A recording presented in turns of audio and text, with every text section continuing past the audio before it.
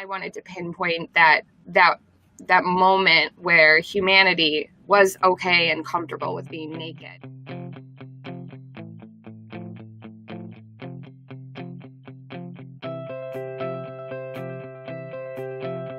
Hi, everyone, and welcome to the RavenCast, where we talk about mimetic theory. What is mimetic theory, Matt and Danielle? No, we're going to talk about that a little later. You don't have to do that right now. I don't know. No. I don't think Matt knows. No. What are you doing on the show, Matt?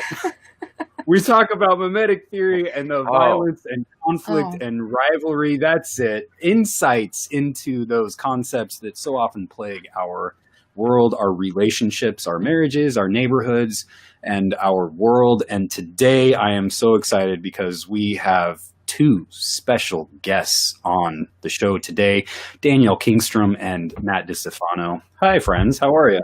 Good. Hello. Hi. Hi. Matt, how are you? Good, Adam. How are you?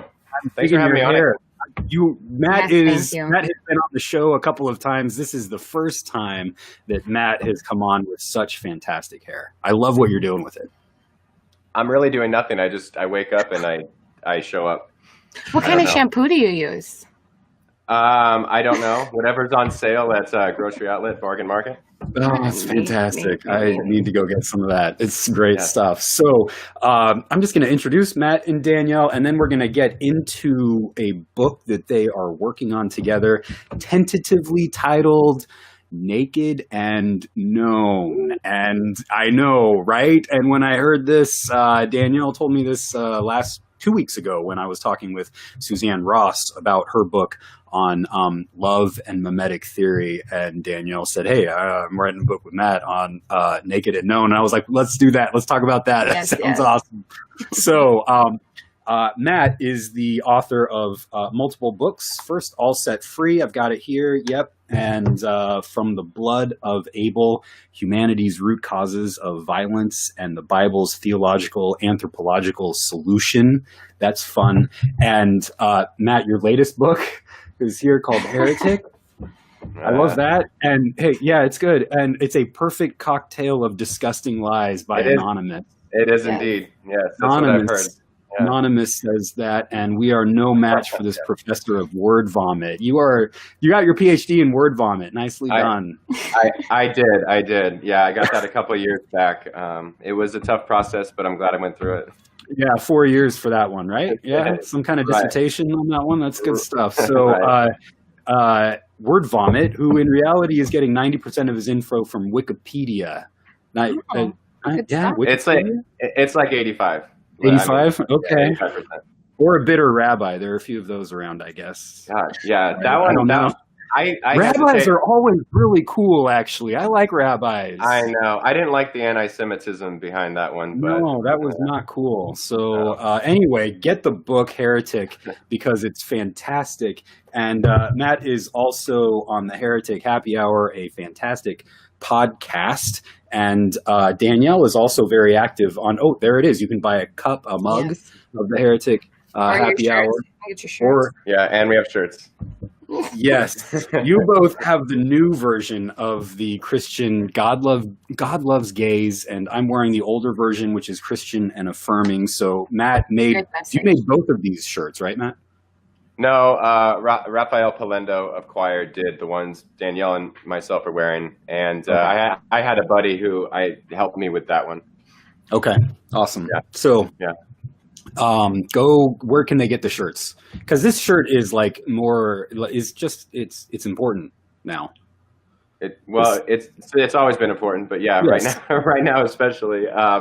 If you go to heretichappyhour.com/store, all of our shirts are on there. Yeah. Awesome, cool. Yeah. And coffee cups and pillows. Yeah, and we have pillows. We have some hilarious pillows, man. All kinds of great heretic stuff. Danielle is a writer, podcaster, and homeschool teacher. She lives in rural Minnesota on a farm with her husband and five children. I have 3. Yeah. Well, 5 is no different than 3, trust me. Yes. I've got 1. Yeah. You get you're always playing catch up, huh? That's yes. Together, they maintain a 4th-generation legacy farm. That's a lot of generations. Nicely done. Yes, it is. Yes. His family came from Sweden straight here. Oh wow. Set up shop and stayed around and popped out more generations. So we're taking that over. Nicely done. Awesome. Danielle is unafraid to spark controversy. She's a frequent published author, appearing regularly in her community's local newspaper, writing about provocative issues and asking challenging questions. She is currently the co-host of Bookish with Michelle Collins and is working on her first book with Matt, Naked and Known. Danielle, before we get to Naked and Known, can you tell us a little bit about Bookish? Bookish is Choir's second podcast, and I will be hosting it with Michelle Collins. We're both fans of the Heretic Happy Hour and kind of socialize in the same circles in social media world. And so we both have a love affair with books. We're constantly reading all the time, challenging ourselves, looking into new concepts. And Raphael decided that it might make some kind of a unique podcast where we sit down and converse about the concepts we're reading within the books we're reading and just share those discussions with listeners and kind of help provoke others to start thinking outside the box. So that starts, we drop next week. Our intro hits tomorrow. And then next week we drop our first 3 episodes, and we're really excited. They actually will drop on Women's Day, so March 8th. And we've done some really interesting books so far, and it's been actually kind of cool how we both came up with our own master book list of the books that we would be interested in discussing, and somehow the synchronicity just lined up, and all of our choices have just kind of piggybacked off of each other or kind of directly butted heads with one another. So that made it really interesting for the last 3 recordings we've done. What books are you starting off with? The first book I started off with is Shameless by Nadia Bowles-Weber. Nice. And then 12 Rules for Life by Mr. Jordan Peterson. And then the last book I just reviewed was Mating in Captivity by Esther Perel. And she is kind of like a source that I've been using for the book me and Matthew are working on. She's got 40 years in the business. You could call her a sexpert. And so just a lot of what she said I wanted to kind of pump out there just to kind of tease a little bit of what me and Matthew will be discussing in our book, Naked and Known. Well, let's get into Naked and Known. This is the tentative title for a book. Do you have a date or an expected date for when the book will come out? Yeah. No. Well, okay. I think we've settled on that title. So the subtitle's tentative. We haven't got that far yet, but I think we're pretty set on Naked and Known. Okay. Mm-hmm. And as far as like a tentative date, we're just in the middle of writing the first draft of the manuscript, and we're about 30 some odd thousand words in. So we've got a ways to go. I'm gonna guess it's going to be out in 2020, but okay. That's just a really tentative shot in the dark guess. Awesome. And Naked and Known gives us some idea of what you might be talking about. How did you come up with the title? Well, the theme that we're kind of bouncing off is just this whole nakedness, this vulnerability, and kind of stripping our layers down of like the masks we wear and the roles we take on. And naked just kind of fit, especially since we knew we wanted to talk about sex and we wanted to talk about intimacy. And it's just been a penetrating theme throughout the book. Okay. Yeah. What say you, Mr. Distefano? Well, no, I think you summed it up right. I like the sort of like double entendre that we're using, because we are going to talk about literal nakedness and figurative, or maybe more psychological or spiritual nakedness. And yeah, like Danielle said, stripping the layers back and approaching our long-term committed relationships a lot more vulnerably. I think vulnerability is something we lack, especially maybe in a social media world. I mean, we see it the most on social media where we put up a front and we have a social media persona, and then we have our day-to-day real life persona. And I think that I don't think that's new. I just think it's exacerbated with technology maybe. But I think we also do it with our relationships, in real time as well. And so one of our goals is to get people to be vulnerable in their relationships, which goes along. I mean, you have to, you can't condemn each other, you can't judge each other. There has to be this this safe space to be vulnerable. We've got some audience members, and you can write comments or questions, and I will bring those in. Why? I guess my first question is why is it important to be vulnerable? I mean, I don't want to be vulnerable because when I'm vulnerable, it leaves me to being hurt. So why should I be vulnerable? Danielle, I'm going to let you take it, and then I'll explain what you're trying to say. Well, because so Brene Brown speaks to shame a lot, and Matt and I are both fans of her as well. And what does she say? The antidote to shame is vulnerability. Is that authenticity, is being real, and vulnerability is what connected me and Matthew actually in a writing piece. And so we both saw that was very important, just because maybe as he's done and I have done, as you deconstruct even your religion or your beliefs, you start to realize that your marriage goes through this metamorphosis and deconstruction as well. And it seems like the more we're willing to reveal to our partners, we can take that and kind of redirect it to show us how we can be more revealing to other people, because it's that ultimate intimacy and connection we have with our spouses that I think kind of teaches us how to shine that outward towards other people. So we start there. I think that's like our main relationship that we start with, that teaches us how we can relate intimately to other people and say, it's okay if I show you my wounds and my scars, because look at where I am right now and I'm still standing. And if we can't at least do that with our spouses, we're never going to be able to do it with other people and other friendships and relationships or with family. So for me, that was just really important. And my husband and I specifically kind of shoved everybody out so we could come back and focus on us and all of like our emotional baggage and everything from the past that we just kind of kept shoving under the rug.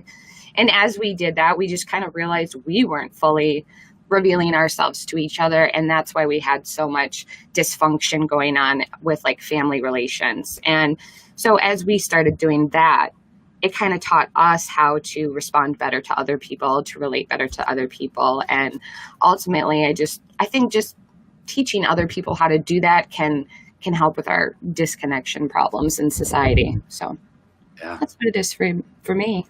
I like it. Thanks. Matt, do you have any thoughts? Well, I'll just add that I think we go through tremendous growth when we're vulnerable.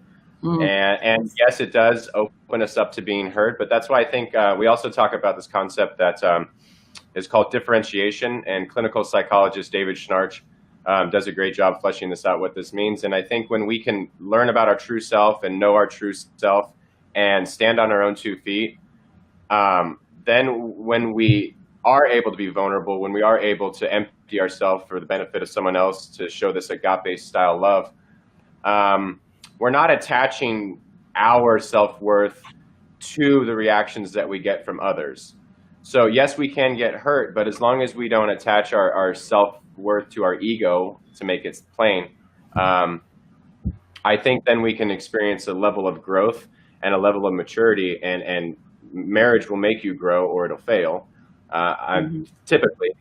And so, and that doesn't mean necessarily divorce. I think there's a lot of failing marriages that continue, and they go on throughout the years.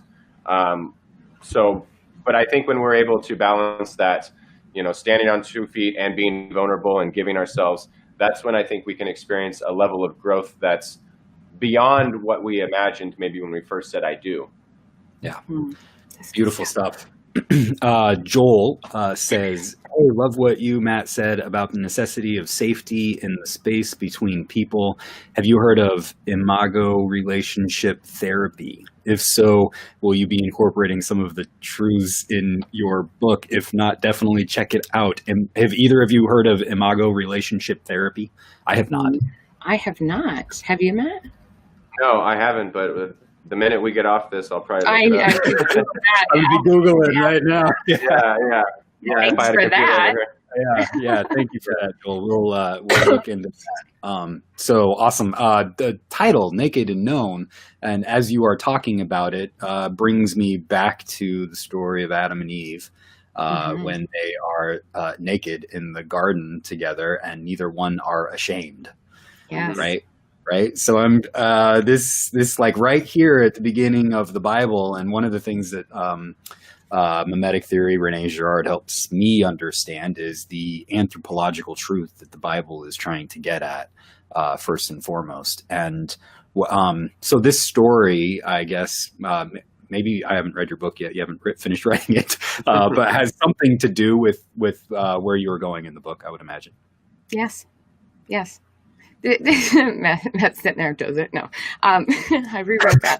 I actually, so we had come to thinking we were set on our sex chapter, and then I don't know, I was working through some other things, and I'm like, no, we're not set. Okay, and so I started rewriting it. He hasn't even seen it yet, but I told him I was, and I wanted to go back to the Garden of Eden, and I wanted to pinpoint that moment where humanity was okay and comfortable with being naked and feeling no shame, and pulling out that somewhere along the ways we integrated shame into our society, and then we bring that into our marriage.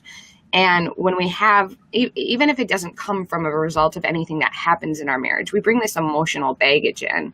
And I think if we go back to remembering where we started with naked and ashamed, and then we go back and think about how we are as children and babies, that there's no shame in a 2-year-old who wants to go expose themselves to the world because that's what they feel comfortable in.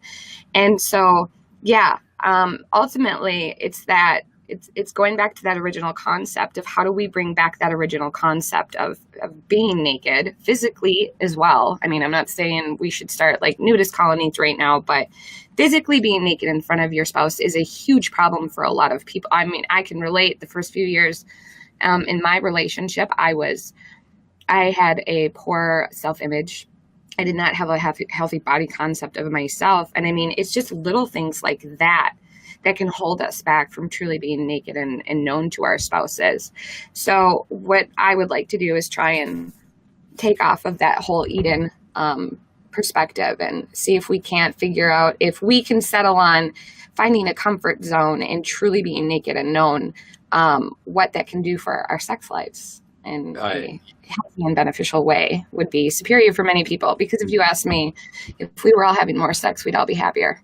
Okay, let's get to that soon. But before we get to that, one of the things that I was so fascinating about that is that, Adam, when it says that Adam knew his wife, and like when I was in high school, you start knowing that to know someone in Hebrew in the biblical sense, right?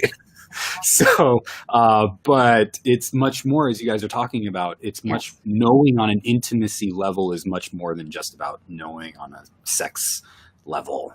It's a deeper kind of intimacy where there is no shame, there is no accusation.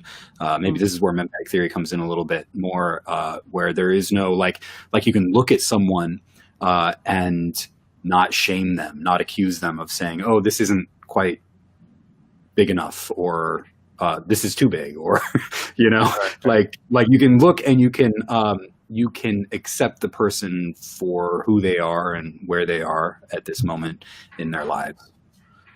Yeah, and I think we need to accept that to be perfect is to accept our imperfections. None of us are and I think that's where we get into this whole like what is good, what is bad thing. Mm-hmm.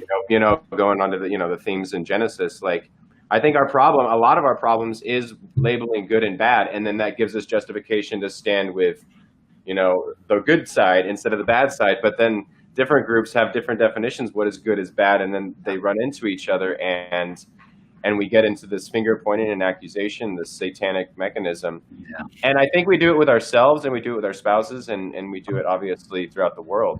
But I think we do it more subtly than we realize. We're always judging ourselves. We're always looking. I mean, I'm looking at my hair right now and it's not, I'm going to accuse myself. I have already judged you on your hair. I know you have. It's already been done. I've been doing it all week, so. Yeah, I'm starting to get used to it. And then I just have to accept myself for who I am. Yeah, and I have to accept you too. I have to accept your hair. It's got this very handsome wave going on. Yes, it does. Oh, God. Awesome. Mimetic theory hasn't talked a lot about sex. And Danielle, I knew I would love this podcast because I knew Danielle would say something like, if we were just having more sex, we'd be happier. And Matt has already brought up Satan, which is fantastic. So how these two fit together is going to be wonderful to talk about. But let's talk about sex and happiness. Let's just go there. Okay. You want me to again, don't you? All right. Okay, well,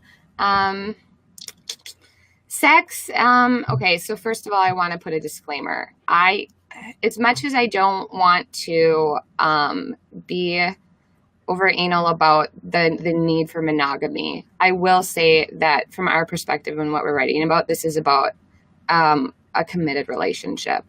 So when I talk about sex, I'm talking about sex that's going on between committed people, regardless of how long you've been together.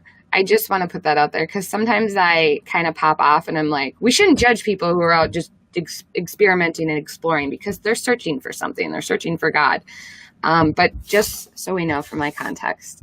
Okay, so as you start to develop a closeness and you start to know someone, I don't think knowing someone just comes in the physical sense. My husband and I knew each other, when we were having sex in the beginning, but we didn't know each other in that we were willing to empty ourselves for one another, that we were willing to not have a democracy within our erotic life, and that it wasn't about what's being equal and what's being perfectly timed and shared and reciprocated evenly.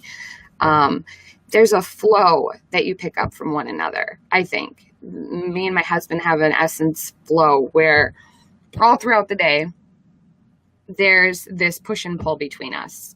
And that kind of helps keep everything in a flirtatious mode. So when we're connected like that all throughout the day, we're sexually aware of one another, but not so much in like I'm saying like I'm just ready at any moment.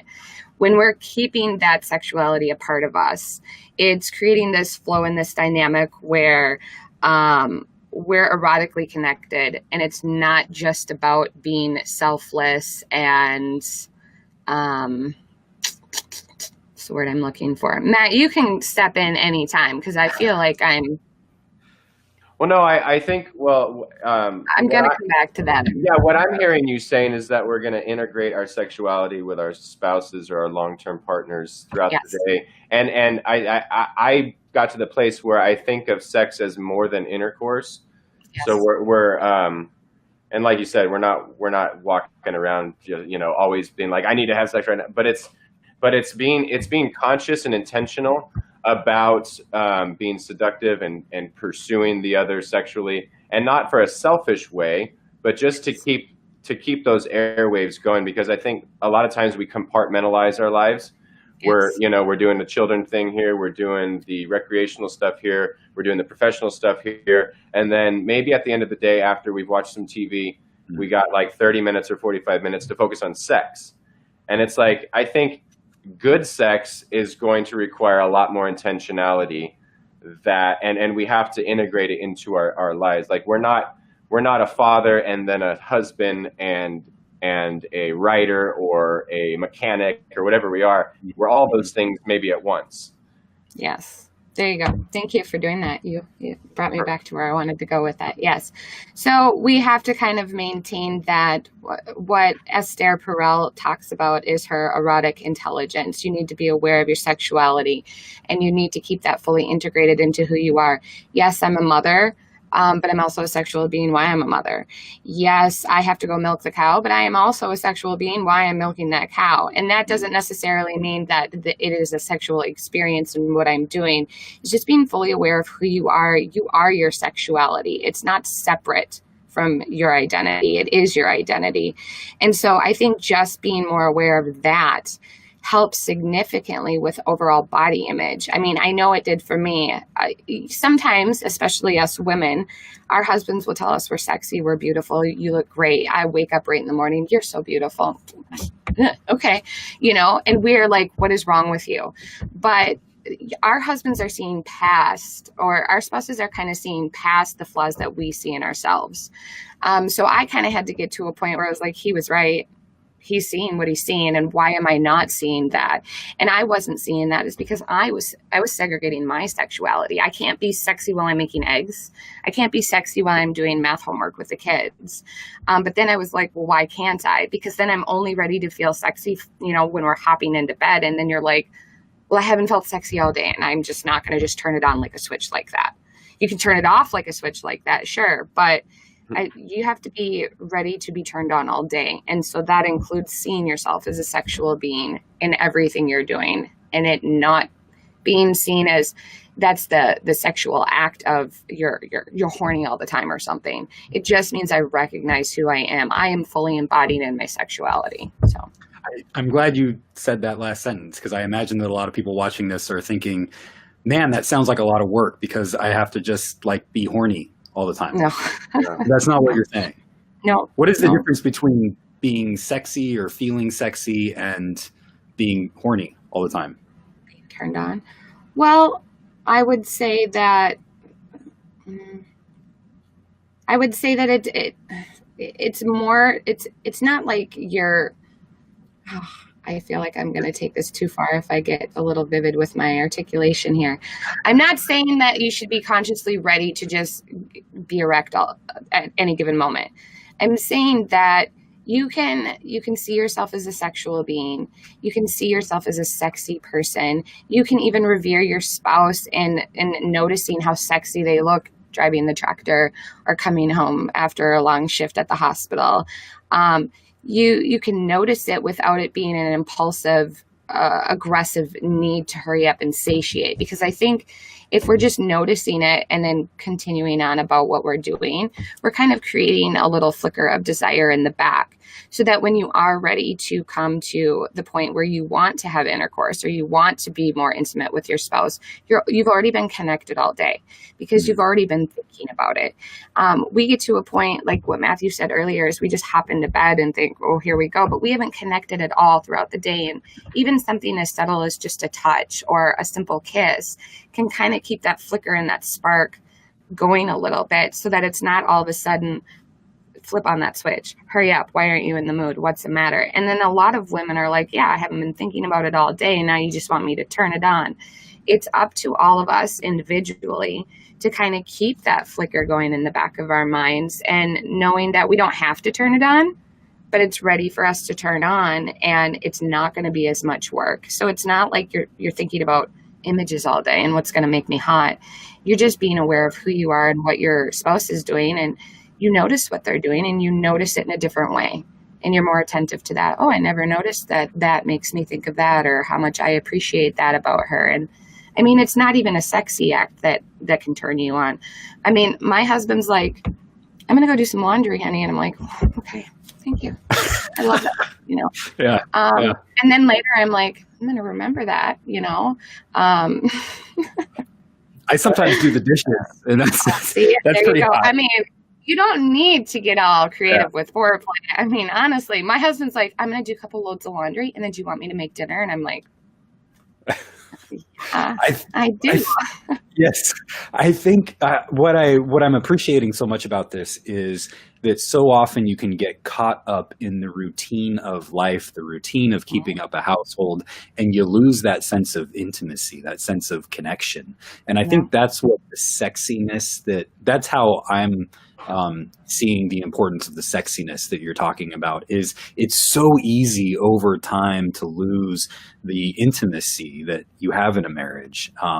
7 years in, I guess they say this is like one of the times you're just in the routine of marriage. And how do you keep that intimacy, that sexiness alive is something that I think is really important to talk about. So yeah, and it could be as simple as just like a wink, a little text. I mean, just little things that we forget to do in that routine. Like we'll spend so much time balancing checkbooks, if we still do that, like we're old school like me, or planning a grocery list and doing all those things, and we're like, oh well, that's hard work, and yeah, life's hard work, and is it hard work to just send a sexy text, or just a brush across the cheek, a wink, just a little compliment here and there. No, that's easy stuff. I mean, if we're not doing those things, I think we're like saying that's so difficult, but we do much more difficult things than those little things that we can do.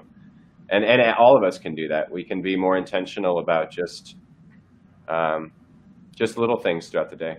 Yeah, we're intentional about checking our notifications on our social media and our phones. But I mean, I notice I get caught up in that sometimes, where I'm like, oh, I have all these messages I got to respond. And then I'll go, I'm just going to go tell my husband I miss him, and I'll shoot him a text. Yeah. And so it's little things like that, but it's the habit that kills it. The habit kills everything, because you get to this point where you're like, I don't have to work that hard. I already got you. I don't have to seduce you. I can just say, yeah, you want to tonight. And you're just supposed to be happy and take it, because we have a busy day anyway. And so let's just get this done. And we look at it as just another thing to check off our list. And it's not that. And we have to kind of break up our habits a little bit. What Esther Perel says again about desire is that routine kills it. We get too caught up in just going through the motions that we forget that we need exploration and adventure and discovery and doses of something new to kind of make us think differently. I mean, any new thing we implement into our day is going to change the trajectory of the way we think about everything. We don't realize it, but we know it, because when something doesn't go right, we're freaking out. It's chaos. It's panic. What am I going to do? But that same emotion that builds up from that kind of anxious reaction is the same emotion that fuels desire. So it's just, how do you want to redirect it? Do you want to make it overwhelm you, or do you want it to do something else for you later? And so I think that's kind of what we have to do with our routines. We have to break it up every day. You have to just try something. I mean, routine is obviously important too. I'm not going to say just go be sporadic, spontaneous people, but some routine is good. Too much routine is going to kill everything. Yeah, I think it's shedding our dualism. Is that comfort? We often think of routine as good, and like the opposite side of that is chaos, or comfort is good and uncomfortability is bad. But I think a healthy dose of both is actually beneficial. I think in some instances it's good to be uncomfortable. Like when I first started doing a podcast, it was uncomfortable. Or being on, like the first time, I was much more nervous to be on the RavenCast the first time I came on, because those sort of things were uncomfortable. But without going through that uncomfortability, you don't get to a place where you're growing. And I think we have to go through uncomfortable. Writing is uncomfortable. My first book was really uncomfortable to write. And this one's not so much, just because it's, but you want to still be uncomfortable in certain ways. This is a new topic. I've never written a book like this. So it's I've never written a book. So it's uncomfortable in certain ways, but I think it forces us to grow when we can balance that. Yeah. Creates excitement. That's what I love. There's a building underneath where it's scary, but it's really exciting, and you want to keep going, and it's kind of tantalizing. And I mean, inject that into your day and see where it gets you. Yeah, it's pretty good stuff. Absolutely. I love it. And also, this subject for Christians has been taboo throughout much of our history. And we are seeing, the Catholic Church has just had this kind of honesty moment about priests and sexuality. And I think one of the things that I appreciate, I guess what I'm trying to get at is you're bringing this out of the closet in Christian circles and inviting us to have a longer, bigger conversation about our sexuality. And Danielle, how does this fit with Christian theology? How does this fit? When I was talking with Suzanne the other week, you mention the self-emptying of Christ.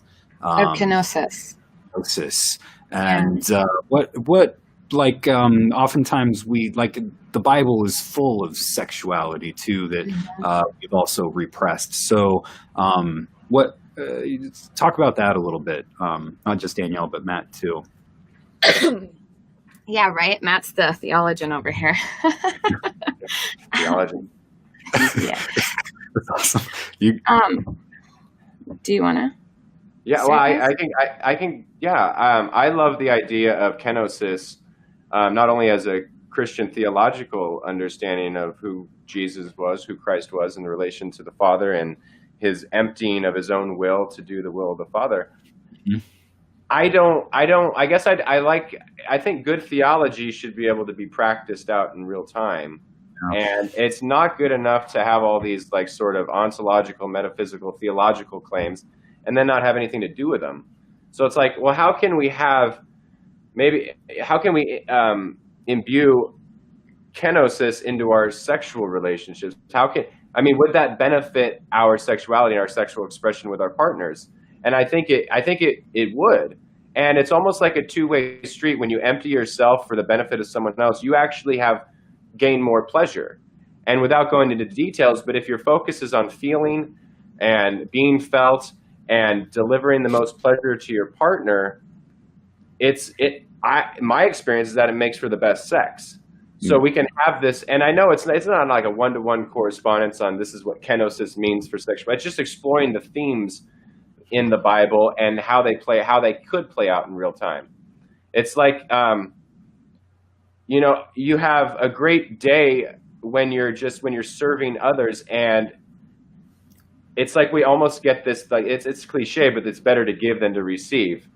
And I think when we do give, when we're like ultimate givers, we actually receive more pleasure for ourselves, because the act of sex is not just about your pleasure and my pleasure, it's about the experience itself.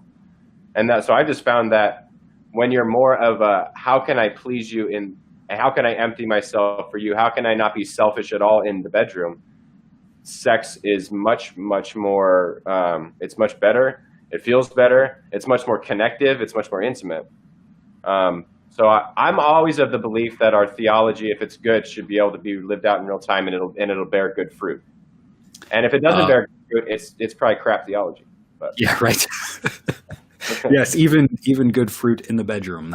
Yes, absolutely. Yeah. And another thing that it's funny is, and this isn't my own discovery, of course, but there's an author by the name of Carol Hauslander who pointed out something called Eucharistic Sex.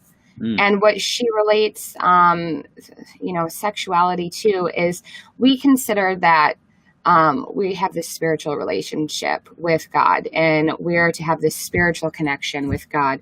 But Jesus was very specific about offering his body to us. Take this is my body, take it and eat it. This is my body. I'm giving it to you. Why do we always take that and push it aside and not consider that within the sacrament of our marriage, that is something we should be doing as well? I'm giving you my body. We tell everybody, you don't give your body until you pick the right person, but then we hold back our bodies. And if we're to give all of our heart and we're to give all of our soul and our mind, we're also to give all of our body to one another. And I think it's that act alone where we're creating that kind of like third entity between us, that connection that we experience together, that's divine, where that way in that we're giving our body kind of helps us mesh all of the components together, and that we can, again, give that outward. It's through kenosis, working with Eros, that teaches us how to share that agape love with everybody. If agape is God's love, this is how we're learning how to do it between people. And not necessarily I'm going to give my body to everybody. I mean, if that's your thing, do it. But that's the one part that we take out. And we can give our body to other people in a non-sexual matter. And that we are always so hesitant to even give a caress or a hug or to be close and in physicality with people. But if Christ gave us his body, then I think in turn, we should take that as a symbolic gesture to repeat, to imitate, and to offer our bodies to other, and starting with the person we're in a relationship with. I like that Eucharistic understanding, because it reminds me that the Eucharist is not embedded in an economy of exchange. It's not do this so I get this. It's not I'll do this so you'll do this. That's the sacrificial mindset. And I do, Adam, contrary to what I said earlier, I know a little bit about mimetic theory, but we're always, throughout history, we've been in this sacrificial mindset and in an exchange economy. We do this so that the gods will bless us, right? We make this sacrifice so our crops get some rain, but not too much rain, but the right amount of rain and sun and all that. And I think it's Bob Hamilton Kelly who really points out that the Eucharistic meal is like the complete subversion of that mindset. It's, instead of a broken body and a bloody corpse, we have wine and we have bread. Gluten-free bread if you have celiac like me, but bread nonetheless. And I think we can take that non-economy of exchange into our marriage beds. If we're saying, I'll have sex with you if you get the dishes done, that's BS. That's not healthy. That's back in the sacrificial mindset. Mm-hmm. Yeah, Jesus in the Sermon on the Mount says, "Give, expecting nothing in return." Right. Yes. This is how you. And he says that, and then he says, and then you will become children of the Most High God. So this is kenosis. This is all of it. Like, what is God doing in the world? God is giving God's self to what is other. And one of the other theological terms that might be worth exploring in this is the Trinity. Mm-hmm. Because the Trinity is seen, the very first people who talked about the Trinity talked about it with the stupid theological Greek word perichoresis, right? Mm-hmm. And they ended up talking about it as this interpenetration within the three. So the gods, the Father and the Son and the Holy Spirit are like interpenetrating one another, giving everything to the other, expecting nothing in return, and yet receiving everything back in return from the other in this mutual giving and receiving. That's the eros of God. Mm-hmm. Yeah. I think we can be very Trinitarian in that way in our daily lives if we understand the Trinity. If we have a good Trinitarian theology, unlike some of the BS in evangelicalism, but this ever-giving flow of love that's always other-oriented.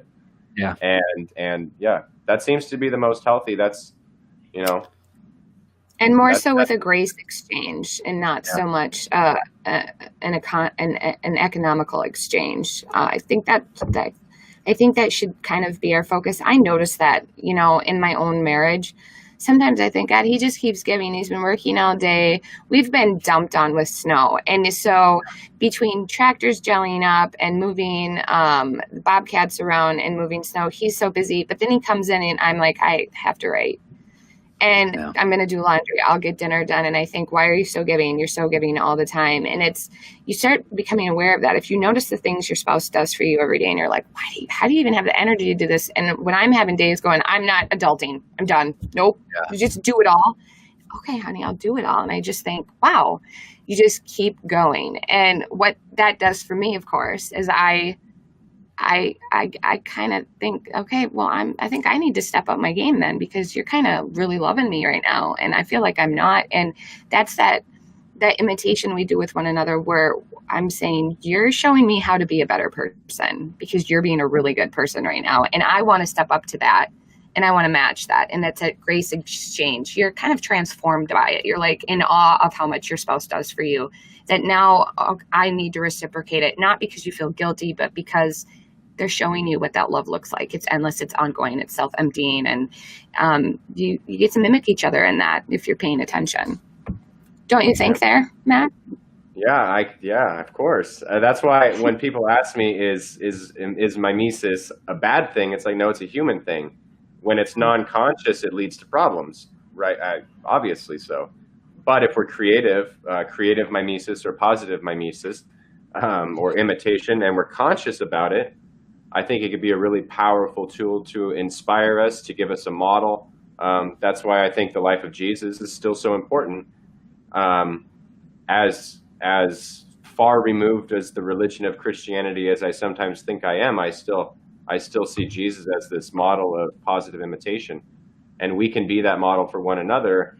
We have to be really conscious about it and really intentional and really understand grace and not being non-sacrificial in our thinking. Mm-hmm. Absolutely.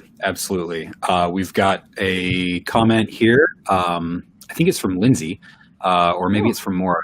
It's from the Raven Foundation. So she says Lewis Hyde's book, The Gift, Imagination, and the Erotic Life of Property, offers an interesting dissection of society's based on giving or commerce. While he focuses on art and artists, it seems to fit into this conversation. Yeah, I think that's going back to the economy of exchange and giving and stuff. So thank you for that. Go ahead. Oh, you might have to cover that on your podcast, Danielle. Yeah, I'm thinking about going to Amazon and putting that in my cart right now. Yeah, right? That's good. Awesome. Well, thank you so much for being on the show. And I'm for having us. Fascinated by this topic and glad that you are both writing about it and bringing sexuality and Christianity and faith and all of this to life, to light and to life. And, the comment that Danielle made, go have more sex and you'll be happier. It's sticking with me. So, yeah. I don't know if this is worth asking here at the end, but I'm always like the vulnerability aspect is really important, and how to be honest with one another. But there's also like how do you protect yourself? Like, should we be worried about that's always like my question when we like I love Brene Brown, and I think she also speaks to this too. Like there are times when you get burned so much that how do you protect yourself? Are there times when it's important to put up walls? I think, Sorry, go ahead, Danielle. Oh, no, go ahead. Okay. I think there are times to have seasons of putting up walls. It depends on our life circumstances. And I don't mean that with our spouse, but we do make a caveat in our first chapter that this vulnerability, it could be kind of destructive if you're with a toxic person or if your spouse is not in the same mindset. I am a firm believer that people do not have to believe the same things, to have the same interests, to like the same music, all that stuff. But I think when it comes to this sort of relationship and where vulnerability is put on such an importance is placed on vulnerability or kenosis or wherever we're opening ourselves up for the other person, it only works with a two-way street. Because if the other person is embedded in the economy of exchange, they're just going to be in that mindset. Well, you're doing this, so you get that. And it's always going to be sort of cynical. Well, he's just doing the dishes so he'll get a blowjob later or something. Can I say that on here? But if we're good, starting live. But if one person is stuck in that mindset, and we all live in that mindset sometimes, we can't. It's part of our almost like we're drawn to it as human beings. But as long as we're moving away from that, I think we have to move away from that together. And because there is risk when you're vulnerable and someone else is abusive, I would never say, continue to be vulnerable and continue to pour out yourself to an abusive spouse. Like, no, that's not. Or not even an abusive spouse. You don't have to go so far. But someone who is taking and taking and taking and never giving, it seems like it only works if both people could try or attempt to shed that economic model. Yeah, and I would add that even in taking the first steps to become more vulnerable, it is such a long, drawn out process. It's not something that you should expect to see immediate results. And it is scary. It's a big risk. You're telling somebody stuff that you thought you've never would be able to share with them. And so just like marriage itself is just this process of evolving and shifting into different seasons and cycles, becoming more vulnerable is going to also be more of a process. And it's sure you can just say, here's all the emotional baggage and dump it on the table and let's sort through it. But it's easier to just kind of start with little pieces at a time. And that will help you gauge each other to see how much each of you are willing to handle and how each of you are able to process it, because we all process things differently and we have to reflect upon everything we share. We shouldn't come to immediate decisions, but the number one rule, even in this, is you can't shame each other. You love each other. So if you want it to work and if you want to see growth and breakthrough, you have to take shame out of the equation altogether. You have to, even if that means you have to learn how to control your facial expressions so that you're not going to harm your partner in taking this courageous leap and revealing something that deep. Just shame's off the table, nothing but non-judgment. And if we're following the teachings of Christ, we're not going to judge our spouse anyway. hopefully not. Beautiful. Awesome. Thanks. Thank you so much for this conversation. And when the book comes out, I would love to bring you back on and talk about what's in the book. So that'd be fantastic. Danielle, if people want to keep up with you, how can they do that? Well, you can find me on Facebook, Danielle Kingstrom. Bookish drops next week, so you can catch that on Podbean and iTunes. It's Bookish, The Canon Continues. So as soon as we launch that intro, you can hurry up and subscribe, or you can check out bookish.cc for more information on that as well. Fantastic. Thank you. And Matt, how can people keep up with you? Like Danielle, on Facebook is where I have Twitter and Instagram and stuff, but mainly I'm on Facebook, so you can follow me on there. Send me a friend request. The Heretic Happy Hour, heretichappyhour.com heretichappyhour.com. There's no slash. So that's the podcast website, and I have a Pathos blog, although I haven't been writing on there. So it's pathos.com/blog/all-set-free. That's the name of my blog, or you can just Google that. So awesome, fantastic. Thank you both for being here and having this important and provocative and fun conversation about sex and faith and intimacy. And I'm looking forward to the book. And thank you, everybody, for joining us and for your comments and questions. I missed Kevin Miller's. I should add this. Kevin Miller says that he was looking at my tattoo, which is awfully sexy. Did you show a close up of that? It was just like this with my arms and stuff. So Kevin was like, "Hey, I'm looking at Adam's tattoo. Here it is. It's there you go." So thank you for the shout out, Kevin.